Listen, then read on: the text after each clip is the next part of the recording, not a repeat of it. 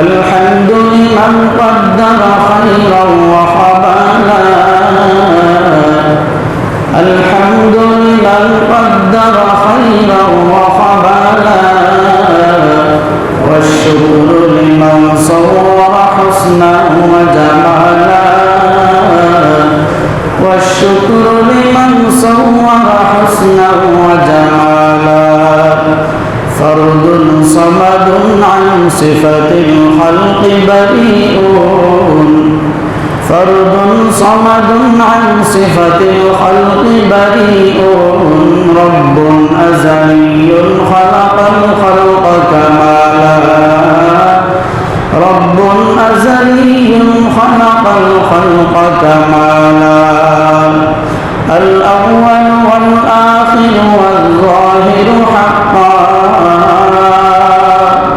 الأول والآخر والظاهر حقا والباطن مولاي ولا قيل وقالا والباطن مولاي ولا قيل وقالا لا ضد ولا ند ولا حد لمولاي لا ضد ولا ند ولا حد لمولاي الآن كما كان ولم يلق زوالا الآن كما كان ولم يلق زوالا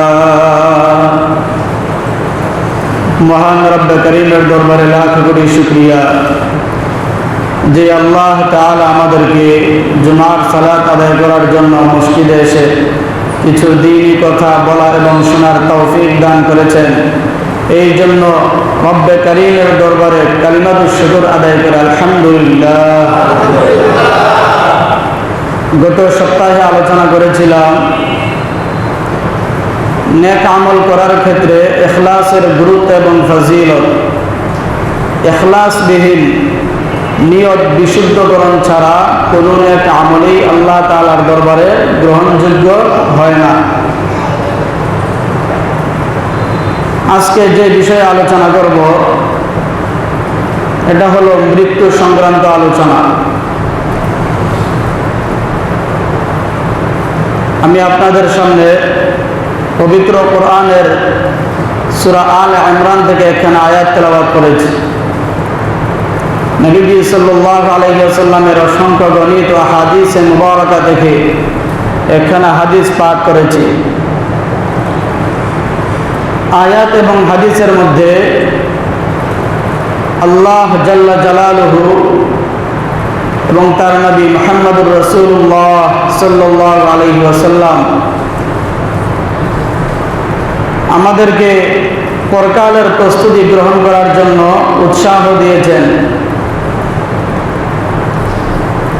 মৃত্যু কি জিনিস কবি বলেন, मौत को समझा है गाफिल इख्तितामे जिंदगी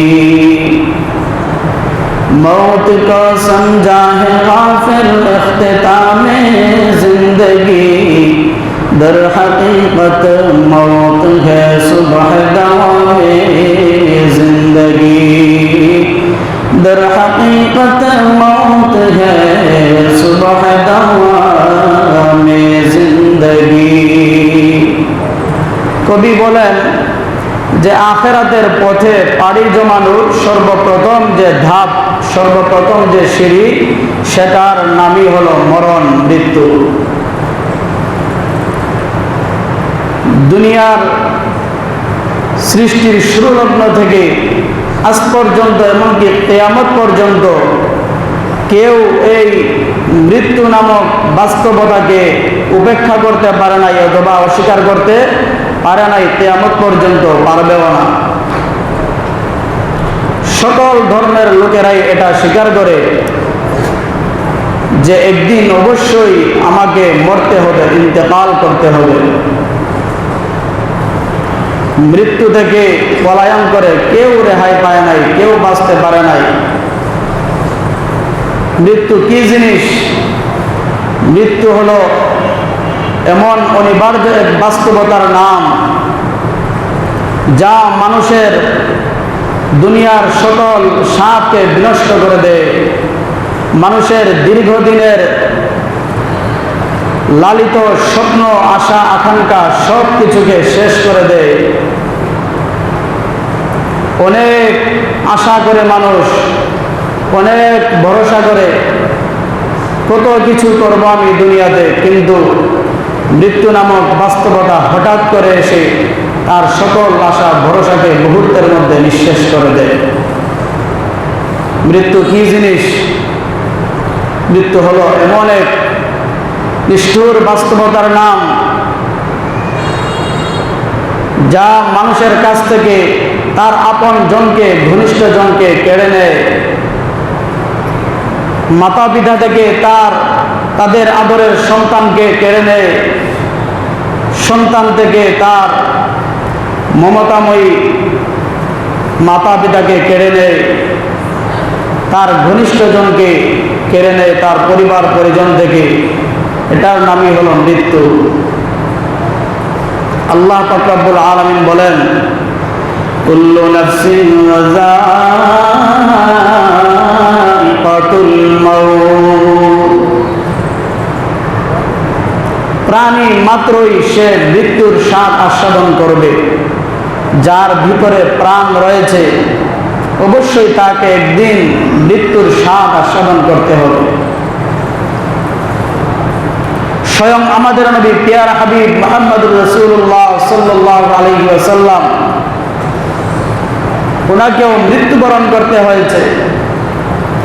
আল্লাহ তাআলা বলেন, فَإِنَّكَ مَيِّتٌ وَإِنَّهُم مَّيِّتُونَ। ওগো নবীজি, অবশ্যই আপনাকেও একদিন মৃত্যুবরণ করতে হবে এবং তাদেরকেও একদিন মৃত্যুবরণ করতে হবে। মৃত্যু থেকে পালিয়ে কেউ রেহাই পাবে না। সহিহুত তারগীব এবং আল জামিউস সাগীর দুটি কিতাব রয়েছে।